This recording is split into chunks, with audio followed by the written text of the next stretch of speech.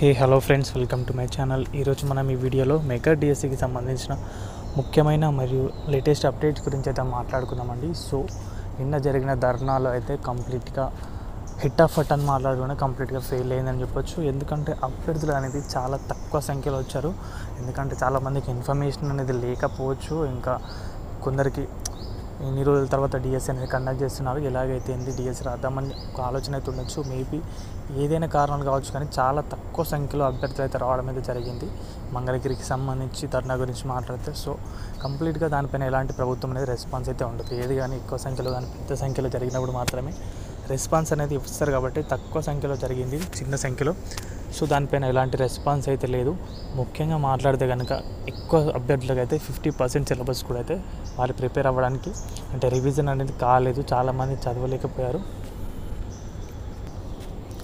So మరి మంత్రి లోకేష్ గారు మూర్ఖంగా ప్రవర్తిస్తున్నారా అనేది మనం మాట్లాడుకుంటే కనుక కొంతమంది దృష్టిలో అవును అని, కొంతమంది దృష్టిలో కాదు అని తెలుస్తుంది. ఎందుకంటే ఇన్ని రోజుల తర్వాత మెగా డిఎస్సి తీసుకొచ్చి వారు చెప్పినట్లుగా వచ్చే విద్యా సంవత్సరం నాటికల్లా పూర్తి చేస్తామని చెప్పారు. సో దాని ప్రకారం నోటిఫికేషన్ రిలీజ్ చేసి కంప్లీట్ అయితే చేస్తున్నారు. కొన్నిసార్లు కొన్ని దృష్టిలో మాట్లాడుకుంటే నోటిఫికేషన్ వచ్చిన తర్వాత సమయం అనేది అవసరమైతే ఉంటుంది, ఎందుకంటే ఒక పక్కా ప్లానింగ్ అయితే చేసుకోవడానికి.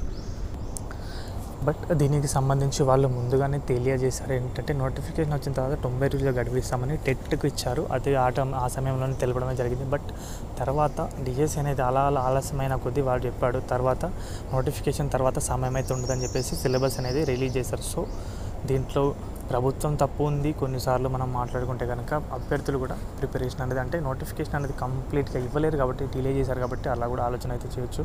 బట్ ముందుగా నోటిఫికేషన్ వచ్చుంటే కనుక సమయం అనేది చెప్పిన విధంగా నోటిఫికేషన్ ఇస్తే కనుక సమయం అనేది చాలా సరిపోయేది. అందరూ కూడా ఒక ప్లానింగ్ తోటి ఉండేవారు. బట్ నోటిఫికేషన్ అనేది డిలే చేయడం వల్ల అభ్యర్థులు దాని పట్ల ఉన్న అంటే నమ్మకం అనేది పోయి తర్వాత కొంచెం ఎట్లయినా ఇంట్రెస్ట్ అనేది తగ్గుతుంది. సో అలా కొన్ని కారణాలు అయితే ఉన్నాయి మెగా డిఎస్సికి సంబంధించి. బట్ ఎలాగైతే ప్రభుత్వం నోటిఫికేషన్ అనేది ఆలస్యం చేసిందో ప్రభుత్వం నుంచి కూడా తప్పుంది కాబట్టి ఇంకా సమయం అనేది కనీసం ఒక 30 రోజుల గడువు అనేది ఎక్స్టెండ్ చేస్తే చాలా బాగుండేది. అభ్యర్థులకి ఒక మంచి సమయం అయితే దొరికేది. అదేవిధంగా నార్మలైజేషన్ విధానంలో టెట్లోనే కంప్లీట్గా ఫెయిల్యూర్ అయింది ప్రభుత్వం.